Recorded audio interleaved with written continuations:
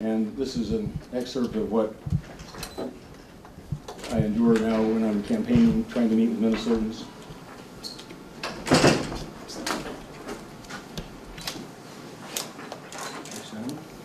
Sound here, 1 second. Those are the two. Go back up. I gotta stand out here with my dog treats.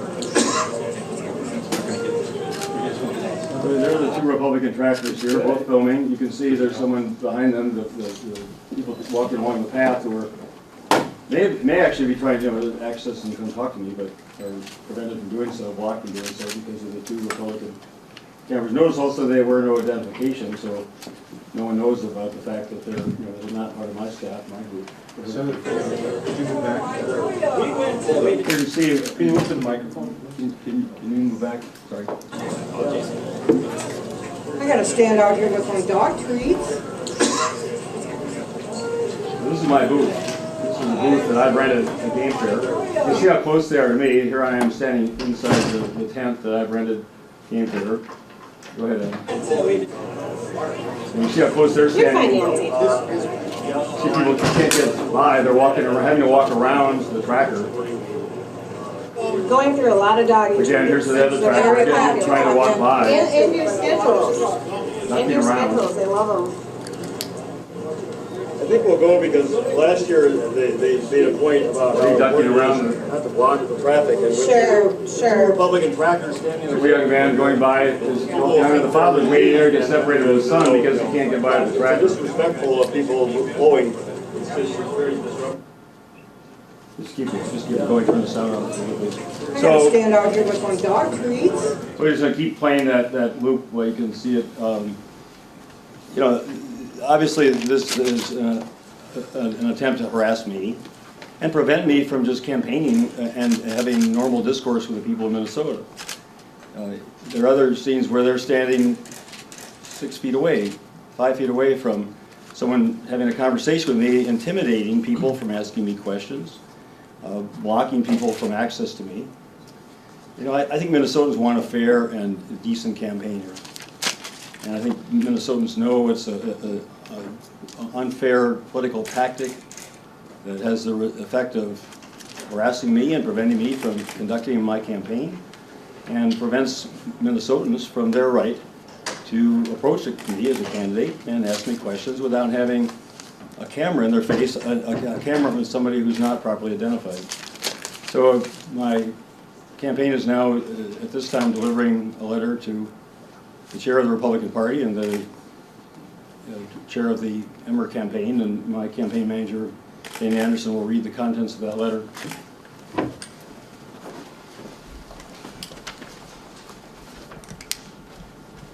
Dear Mr. Sutton, at Game Fair last Saturday afternoon, your two trackers filming Mark seriously interfered with Minnesotans' right to talk directly with him or even to walk by him. They stood directly in the middle of a narrow path in front of our tent, intentionally getting in the way of citizens who wanted to speak with Mark, and also creating as much congestion as possible in front of him. And since your trackers do not wear clothing identifying themselves as Emmer campaign or Republican Party staffers, some people thought we were causing this problem, not you. Your disruptive behavior is unprecedented in Minnesota politics. When you interfere with the ability of Minnesotans to walk up to another candidate and have a civil conversation with them, you have gone too far. It is intentional harassment, disruption of our campaign activities, and intimidation of Minnesota voters. Your tactics are way beneath the standard of decency that campaigns of all political parties have previously honored in our state. Today, I pledge that neither our campaign nor the DFL party will engage in any tracking of your candidate. We will, along with the press, videotape public forums and debates, but we will not trail your candidate's every movement with a camera in his face. I hope you will join me in this pledge. The people of Minnesota deserve an honest and responsible campaign, one we invited you last week to join with us in promising to provide them, and which you rejected. At the least, however, you should provide fellow citizens with a minimum standard of courtesy so they can approach Mark without having to squeeze past your campaign trackers and have a conversation with Mark without your cameras in their faces harassing and intimidating them.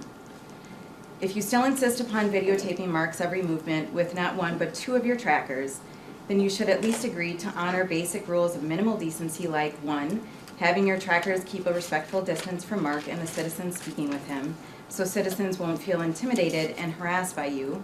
2, having your trackers stand where they do not cause congestion around Mark. And 3, having your trackers wear a t-shirt, a hat, a button, or something that clearly identifies them as staff of the Republican Party or the Emmer campaign to voters when they are intentionally causing these disruptions. Sincerely, Dana Anderson, campaign manager. Yeah. I have copies. I had to respond to questions. Senator Dayton, yesterday I had actually arranged an interview at that moment with you with Senator Katie. And this is why you weren't there. When I got to your booth, you had already gone. So you'd left because of this reason? I did. I think if for the sound back on, well, you can have a copy of this. I said at that time I had to leave because we were blocking traffic, and people didn't understand that it was the Republican Party that was causing that disruption and congestion. They made it impossible for me to conduct normal campaign activities. Senator, did you ask these trackers to move back? I don't interact with the trackers. I don't. Did anybody from your staff ask them to move? No, because again, I think part of their desire, intention is to cause an altercation. I've been tracked now for over a year. Usually, up until before I went to the primary, by one tracker at a time. And, we didn't prevent them, unlike my staff have been prevented from attending a Republican press conference. We haven't prevented them from coming to public places, public meetings, even my own meet and greets that I'm hosting myself. Can you wait for a minute, guys? Let's just wait so we can ask these questions. Senator, Let me finish responding to this one, please. And previously, they were standing at least a minimally respectful distance filming the events. And this has changed now. The tactic has changed, and it's clearly one of harassing me and trying to provoke me, and it's clearly one of intimidating citizens so they can't have a conversation with me. Senator, The 2 trackers followed me after I left Game Fair, standing about 10 feet away from my car. As I got in the car, standing right by the car while my driver tried to back out of the parking area. It's just clearly gone way beyond the bounds of decency and fair play. this is nothing new in politics. This has been something that politicians have put up with for years. Campaign trackers have been following candidates for a long time. You're the first who says that he can't quite handle them there. Well, we can handle them there. I just want the people of Minnesota to see what kind of campaign the Republicans are conducting. Last week I challenged them to run positive ads, and this week I challenged them to have the trackers at least to follow minimal standards of decency and not prevent Minnesotans from coming up to me and asking me questions and having me answer questions without the camera. A lot of people are intimidated by having a camera that's right in their face. So, if you want to find precedents for it, I think that's besides the point. I think Minnesotans should judge for themselves whether this is the kind of standard of campaigning that they think is proper or not. Just so we're clear, you're saying that the standards of the trackers have changed. They have. That it used to be a little farther, and now they have a new, closer camera throw? Now they're right in my face and right in the face of the citizens trying to ask me questions or talk with me. They're blocking, as you can see, they're blocking the access of citizens to come up and talk with me. And there are now 2 trackers rather than 1. They said today that they were short of funds, but that hasn't prevented them from sending people all over the state to track me and now having 2 trackers. And as my campaign manager said, we aren't going to engage in that kind of conduct. I think it's just beneath the dignity of a Minnesota campaign. If Representative Emmer at a public event, if Representative Emmer speaking at a public event, we'll film that, and they have a perfect right to film me, but not to interfere with the campaign and not to intimidate Minnesota voters. Did the citizens complain? Any of the people talk? See, the citizens don't know who they are. The citizens probably assume that they're part of my retinue, which is untrue. So that's not part of our request, is that they identify themselves clearly as Republican Party trackers or Emmer campaign trackers, so people then at least know who's causing the disruption. Is this in any way, as you know, the Republican Party put out that video last week about you on the phone talking about the dogs, as I'm sure you're aware of. Is this in any way tied to that that happened last week? Well, I mean, it was just another example of where they, trail one behind. But even that was at least I was walking without citizens trying to access me, and they distorted the conversation and misrepresented the circumstances. But this is a public event where the people don't know who these cameras are that are in my face, that are in their face, that are blocking their access to me. And it's just clearly intended to disrupt my campaign activities. And it's something we don't do to Representative Emmer. So why would they want to prevent me from conducting my campaign? Do you know Why who would they these want to prevent Minnesotans from asking me questions? Why do they want this campaign to be based on these kind of tactics rather than on the issues? Clearly, we had two debates now, but there are legitimate differences between us. That's what the campaign ought to be about. It's what's best for the future of Minnesota. This is beneath the dignity of Minnesotans. Do you know who these trackers are? I don't know the They're right here, name, no. right behind you. Has Chairman Melendez agreed to pull the DFL tracker off Tom Emmer? I had not talked to them about it, but I will ask them to do so this afternoon. And again, to my knowledge, they're not following Representative Emmer's every step in activity. I will ask them to They cease have from been doing so. following him at his public appearances. Well, if they go, but again, I don't know, 80 or so of my public appearances have been taped. I don't object to that. I've allowed them to come to every event, Perkins, various coffee shops around the state, senior centers everywhere they've gone. I have not objected to their being there, except perhaps I believe last Tuesday night, which was at our campaign headquarters. But, you know, I will ask the chairman to cease from this point forward, but it's totally different order of activity from what this has become. Senator, do you worry about them tracking the content of your conversations or just their presence? They can pick up the content, as Logan last week showed. You know, I was in the Attorney General's office in the reception room, and the tracker was outside in the hallway between the governor's office and they can pick up what's being said. Anything I say in a public setting is on the public record. But I would expect them to stand a respectful distance away, and I would expect them to identify themselves as Republican campaign staff, so people know what's going on. And I would expect them to maintain a distance and not, harass Minnesotans or intimidate Minnesotans from coming up to me and talking to me and asking their questions. Trackers from both parties are looking for gotcha moments of politicians. Is that what you're worried about? I'm not worried about anything as far as I'm concerned. I'm used to this. I mean, as I said, they've been tracking me for over a year. And we've invited them in and offered to serve them coffee and cookies at our meet and greets. And then they've been standing in corners and filming the events and keeping a respectful distance and not interfering with the event itself. And there used to be one of them, now there are two. And now they're standing, as you can see, so close in my face that people are prevented physically from coming up to me, intimidated from coming up to me, and we're prevented from conducting normal campaign activities. Would you have a different take on this if there was some sort of identification or there was a certain boundary or a certain number of feet that they would have to stand, that sort of thing, or is this a all or nothing sort of request? Oh yeah, I mean, you'll have to ask them what their intentions are, but I think it's proper for campaign staffers who are in the midst. I mean, you all wear identification. You're not hiding the fact that you're members of the press.